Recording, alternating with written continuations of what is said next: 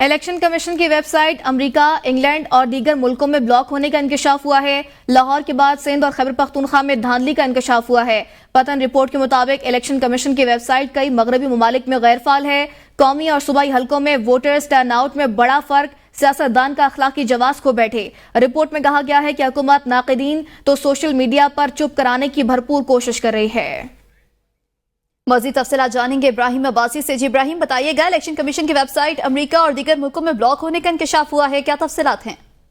जी बिल्कुल, आम इंतखाबात 2024 के बाद जो है पतन की नई रिपोर्ट सामने आई है, जिसमें लिखा गया है कि इलेक्शन कमीशन की वेबसाइट जो है वो अमेरिका, इंग्लैंड और दीगर मगरबी ममालिक में जो है वो बैन कर दी गई थी। इस हवाले से पतन ने अपनी रिपोर्ट में लिखा है कि कौमी और सूबाई हलकों में वोटर्स का टर्न आउट में बड़े फर्क से सियासतदान और हुकूमत जो है वो अपना इखलाकी जवाब जो है वो खो बैठे हैं। उसमें लिखा गया है कि अमेरिका और इंग्लैंड में मौजूद पाकिस्तानी शहरों ने बताया कि इन ममालिक के अंदर इलेक्शन कमीशन की वेबसाइट जो है वो बंद कर दी गई है, जिसके ऊपर IT एक्सपर्ट जो है पतन के उन्होंने इसको चेक करने की कोशिश की, जिससे ये मालूम हुआ कि बैरून मुमालिक में मौजूद पाकिस्तानियों के दावे जो हैं वो बिल्कुल दुरुस्त हैं। इसके साथ साथ पतन ने अपने रिपोर्ट में मजीद ये लिखा कि इलेक्शन कमीशन न सिर्फ आईन पाकिस्तान बल्कि इलेक्शन एक्ट और की खिलाफ वर्जी कर रहा है और साथ अपने तय किए गए असूलों की भी खिलाफ वर्जी कर रहा है। इसके साथ साथ इलेक्शन कमीशन ने यह लिखा है कि हुकूमत जो है वो नाक़दीन को सोशल मीडिया पर चुप कराने के लिए भरपूर कोशिश कर रही है। जी बहुत शुक्रिया इब्राहिम अब्बासी, हमें आगाह कर रहे थे। आवाम को एक और झटका, वफाकी हुकूमत का यूटिलिटी स्टोर्स को मुकम्मल तौर पर बंद करने का फैसला। यूटिलिटी स्टोर इंतजामिया के मुताबिक वफाकी हुकूमत ने यूटिलिटी स्टोर्स इंतजामिया को 2 हफ्ते का वक्त दिया है, जबकि यूटिलिटी स्टोर्स पर दस्तयाब अशिया पर सब्सिडी पहले ही खत्म हो चुकी है। इंतजामिया का बताना है कि स्टोर्स बंद होने की खबर के बाद 11,000 से ज्यादा मुलाजमीन में तशवीश पाई जाती है। 6,000 मुस्तकिल, जबकि दीगर मुलाजमीन कॉन्ट्रैक्ट और डेली वेजेस पर हैं।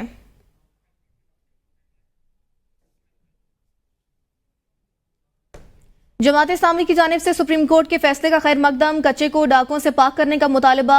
डाकुओं के पास इतना जदीद असलहा कहां से आता है? हाफिज नईमुर रहमान का सवाल। कहते हैं 28 अगस्त की हड़ताल के हवाले से ताजरों के किसी ग्रुप ने साथ ना दिया तो ये खयानत होगी। बिजली बिलों में कमी और टैक्सों के खात्मे के लिए अवामी सतह पर दबाव डालेंगे, पीछे नहीं हटेंगे।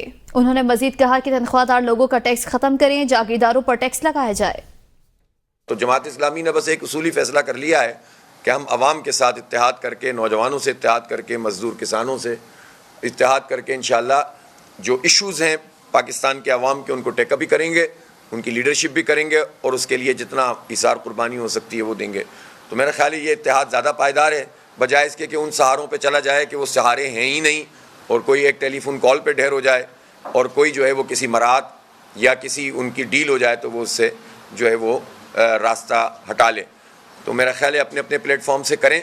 जिनको भी ये शौक़ है कि वो कोई अपोजिशन करना चाहते हैं, पहले वो अपनी अपोजिशन करके तो दिखाएं। जो इत्तेहाद बने हुए हैं उन्होंने अब तक क्या किया है, कितने महीने गुजर गए। तो लिहाजा मज़ीद किसी नई इसमें जो है वो रिक्रूटमेंट के बजाय जो लोग जो अपने सिस्टम का काम कर रहे हैं वो अपना काम करें और करके दिखाएं। Welcome back. बानी पीटीआई ने कहा कि मुझे मालूमात दी गई थी खत्म नबूवत का मामला है, दीनी जमातें एहतजाज पर हैं, इंतशार फैलने का खदशा है, इसीलिए आज़म सवाती और बैरिस्टर गौहर को बुला के मुलाकात की। बानी पीटीआई ने कहा कि मुलाकात में जलसा मुलतवी करने की हिदायत की थी। अगर ऐसा ना करता तो खदशा था कि एक और नया नौमई बनाकर पीटीआई के गले में डाल दिया जाता। आखिरी मरतबा जलसा मुलतवी कर रहा हूं। उन्होंने 8 सितंबर का NOC भी जारी किया है। अगर 8 सितंबर को किसी ने रुकावट डालने की कोशिश की तो वो खुद जिम्मेदार होंगे।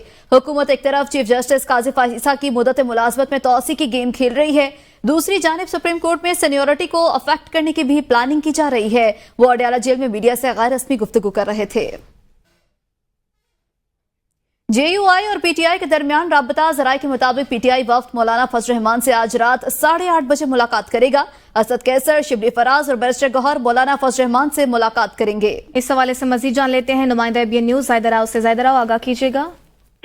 जी बिल्कुल, PTI और JUI के दरमियान एक बार फिर राब्ता हो गया। दोनों जो है कमेटियों के दरमियान राब्ता किया गया। जो कमेटियां बनाई गई थी कि आगे जो है अलायंस से राब्ते करेंगी, इत्तेहाद एहतजाज के लिए लाया अमल बनाएंगी, तो वो कमेटियां मुलाकात करेंगी, तारफी नशिस्त होगी और मौलाना फजल रहमान की जानिब से दोनों पार्टियों को जो है इशाया भी दिया जाएगा और मुल्की सियासी सूरत पर गुफ्तगू होगी और आइंदा के इत्तेहाद पर एहतजाज पर भी गुफ्तगू होगी कि आइंदा अगर एहतजाज करना है क्या लाया अमल अपनाना है और हुकूमत अगर एहतजाज नहीं करने देती तो क्या स्ट्रेटजी अपनाई जाएगी। ज़ाहिदा राव आगाह कर रही थी, बहुत शुक्रिया।